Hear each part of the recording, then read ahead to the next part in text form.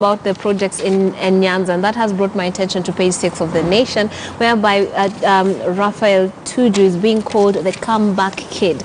Now, I'll read an excerpt of this part of the beginning of the story. It says, like the proverbial phoenix, Mr. Raphael Tuju has risen from the ashes to become an influencer in Nyanza politics. Gone are the days when he was heckled at rallies or when Rarieda constituents gave him his development projects a wide berth. He's now a darling, the comeback kid. I'd just like your sentiments from that. I don't know whether you can call him a darling of people of Nyanza, but I can say for sure that the hostility that he was viewed with at the time, remember he was a member of parliament for Rarieda before, and when he wanted re-election during the President Kibaki's time, his development record was actually to his credit.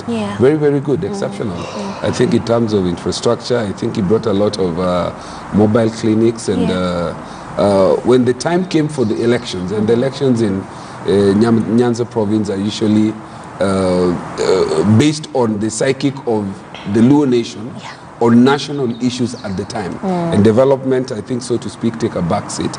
And people told him, like they told Mwao, when Mwao wanted to be re-elected, he said, I put all the electric poles, I put all these roads, and people told him, take them. And I think the same was told to Mulinge, I believe, I think. Yes, Mulinge. It was Mulinge. So that's exactly that happened with Tuju, and it was very frustrating and very humiliating, so that the only other place that he could go was to go to Jubilee. Now he seems to be the pariah in Jubilee, and the president, I think, is the one now holding on to him. So I don't know whether the characterization that he's the comeback king or he's the blue-eyed chip. I think he's a blue-eyed person of President Nini. And you remember the vice, I mean the deputy president has now found him as a convenient person to attack on the ground that he seems to be the one person who will either make or break. If Ruto's election strategy is that he must keep Jubilee, then the person that he must attack and that must get out of the way for him is Tuju. And you remember the other person before that was not Tuju, was the vice president, the vice chairman. Before that, I don't know whether he resigned or he didn't resign. What is Murathe. Yes, when Murathe said that Ruto will never be president, and the issue was whether that was the president's sentiment or Jubilee sentiments, and the issue really. So I think this is not going to go anytime soon. It's not going to go anytime soon, and I think it is about the fight over the soul of Jubilee, who's going to take over or remain with the reins of Jubilee after this. Courier seems to be saying that this will be the end of Jubilee. I seem to think that Jubilee ceased to be. Already. I think it ceased to be.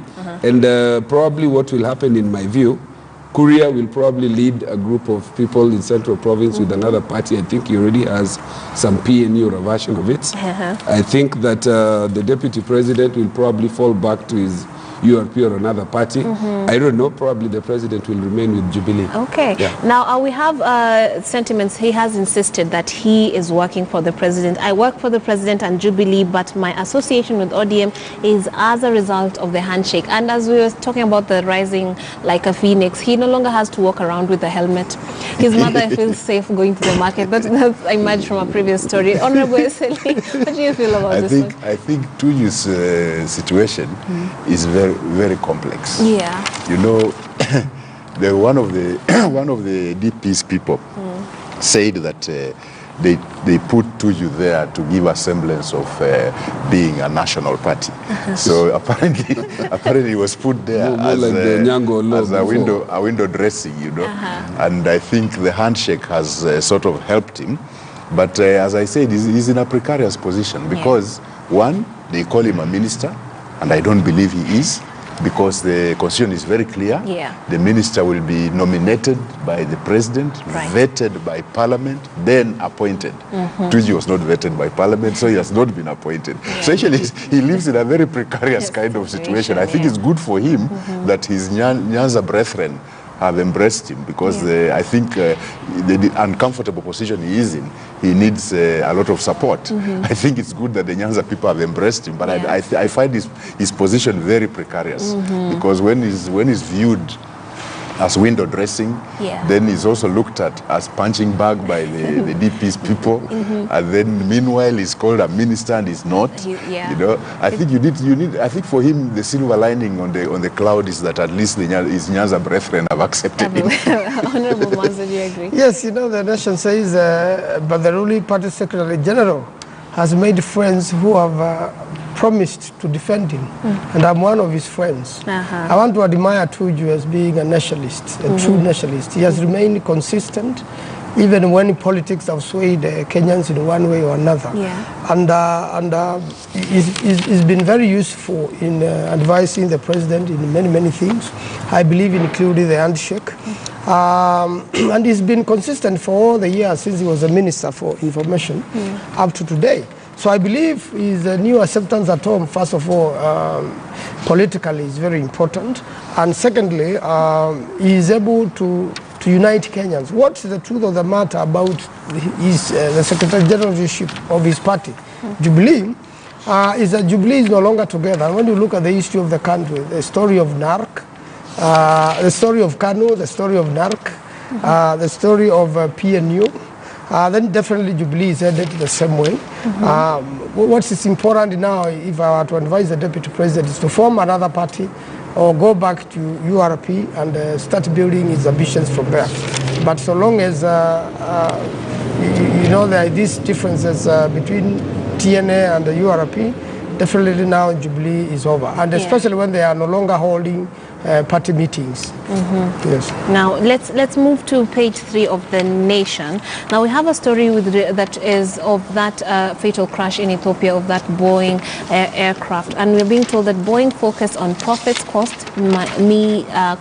Boeing's focus on profits cost me loved ones. This is after a Kenyan man who lost 5 members of his family during the Ethiopia airline crash in March has blamed Boeing for placing profits above the safety of human life, and he wants that aircraft striped off, just removed. And of course this is something that we have been having in the media for quite a long time. Honorable Manzo, what do you feel about this development? Yes, you know, in Makueni constituency we lost 3 people in this crash, and a few days ago when I was in Washington, it was a very serious matter in the Congress, and I remember also President Trump had his own ideas on what could be done. Yes. But most important is that particular plane had a problem and needed to be rectified, because as it was explained, it was meant to fly by itself, and they had also claimed that the pilots who had been involved in crashes twice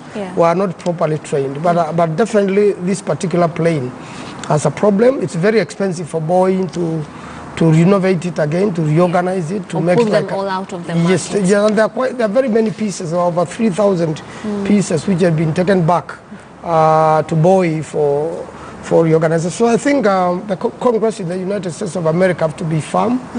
This particular plane has to be reorganized so that it can be handled manually by a pilot together with its autopilot, because it's more computerized than the usual Boeing plane. And I think they must compensate all people in the world who lost their lives in this particular crash. But he says that before, he was speaking before the US Congress, and he said that the passengers around the world did not know of the close relationship that Boeing had with the Aviation Authority, and questions why the MAX 8 was not grounded. So far from compensation, there's the issue of the future, and what people are wondering, why can't this plane just be removed from you know, there was a legal issue. Because first of all, when the planes were grounded, that particular order to ground the planes did not have a force of law as such. And therefore there was a challenge as to, then how do you fly them back? If you have made an illegal order, do you then order again to fly them back? So it's only Congress who can assist in this matter, because Congress committees have a lot of power, so that Boeing can be ordered definitely to ground these planes and to make them, they must be inspected to make sure that they are proper and safe to fly again. Well, this was not the first crash. Honorable Seli. I think it's very unfortunate that this is an American company, and the world over, people have had a lot of respect for American technology. I think it's very unfortunate that whoever is the watchdog in America allowed Boeing to get away with this kind of aircraft. And I think it's also a warning to the rest of us.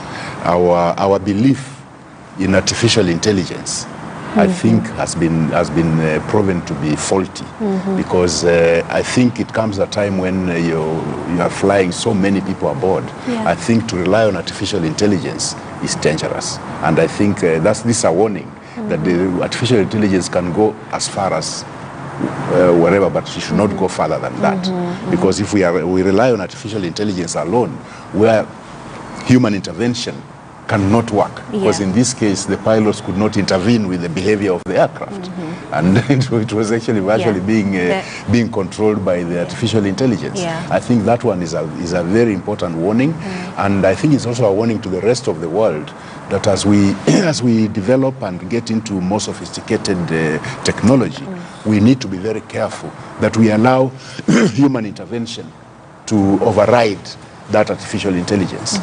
Absolutely. Honorable Oluwach, what do you feel about this one? What I feel is that, you know, with the Boeing technology, we were able to get people into air travel much faster and a lot more people in one aircraft. But I believe with the coming of this new technology, where more people, close to over 700, I think almost 1,000 people in one aircraft, and with the speed that it was able to do and cover the distances that it was able to cover.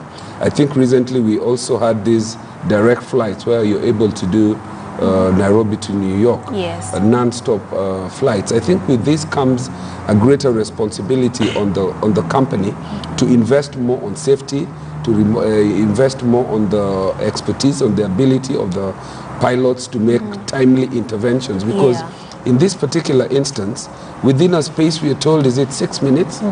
There was no time to do anything over 10. And from the recordings, the pilots actually really tried. They really tried. Within 6 minutes, you're not able to make anything and even make an emergency crash into anything. I think that is a big indictment on the company, on the American people. If you had other people, for example, like BMW and other companies, when they had a faulty vehicle put in the market, not only did they withdraw all these vehicles, they actually offered compensation. So I think there needs to be some moral standards to the profiteering and the companies that do this kind of business, a certain level in which people take moral responsibility and put the lives of people ahead of profit and the interest of the company itself. And it's quite sad because aside from there being a need from the trend that we have seen for those actually planes to be pushed out of the airspace, there are also many countries that have made orders for a similar design. So you can imagine, of course, the implications in terms of profit. But I'd like to finish off by reading a quote from this particular victim who says, I speak for all the families who lost loved ones because of the reckless conduct on the part of so many, particularly Boeing, a company who